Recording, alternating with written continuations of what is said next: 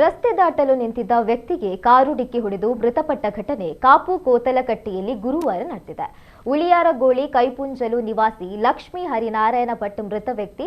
ಪಾಕತಜ್ಞರ ಸಹಾಯಕರಾಗಿರುವ ಅವರು ತನ್ನ ಮನೆಯಿಂದ ಕೋತಲಕಟ್ಟಿಗೆ ಬಂದು ಅಲ್ಲಿಂದ ಕಾಪುಗೆ ತೆರಳಲು ರಾಷ್ಟ್ರೀಯ ಹೆದ್ದಾರಿ ರಸ್ತೆಯನ್ನ ದಾಟುತ್ತಿದ್ದ ವೇಳೆ ಉಡುಪಿಯಿಂದ ಮಂಗಳೂರು ಕಡೆಗೆ ತೆರಳುತ್ತಿದ್ದ ಕಾರು ಡಿಕ್ಕಿ ಹೊಡೆದ ಪರಿಣಾಮ ಈ ಅಪಘಾತ ಸಂಭವಿಸಿದೆ. ಇನ್ನು ಘಟನಾ ಸ್ಥಳಕ್ಕೆ ಕಾಪು ಪೊಲೀಸರು ಭೇಟಿ ನೀಡಿ ಪರಿಶೀಲನೆಯನ್ನು ನಡೆಸಿದ್ದಾರೆ.